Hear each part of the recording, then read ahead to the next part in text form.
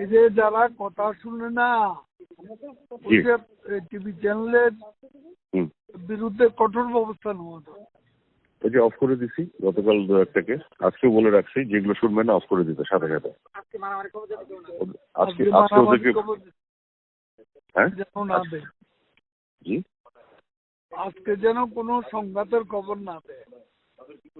আজকে ওদেরকে বলছি যে আজকে যদি কোনো ক্লাসের মারামারির ভিডিও ফুটেজ বা ছবি দেখায়, ওদেরকে এনিমি অফ দ্য স্টেট হিসেবে ডিক্লেয়ার করা হবে এবং সারা জীবনের জন্য বন্ধ করে দেবো। আমি থ্রেট করে রাখছি আজকে।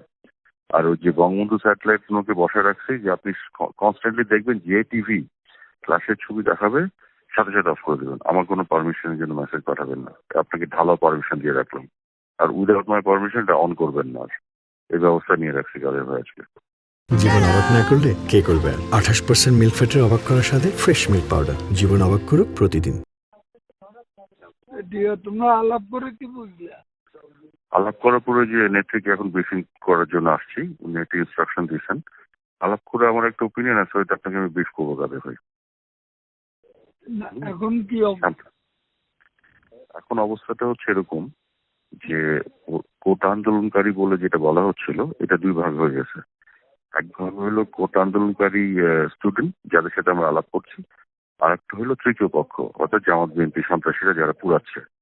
তো কারফিউ ডিসিশন হচ্ছে জামাত বিএনপি সন্ত্রাসী যারা পুরাচ্ছে তাদের বিপক্ষে, আর কোটা আন্দোলনকারী ছাত্রদের সাথে আমাদের ডিসিশন হচ্ছে আলোচনা করে সব সলিউশনে যাচ্ছে। এই হচ্ছে আমাদের ন্যারেটিভ এখন, এবং এটা তো সুন্দর ভাগ হয়ে গেছে। জি এটা ঠিক আছে।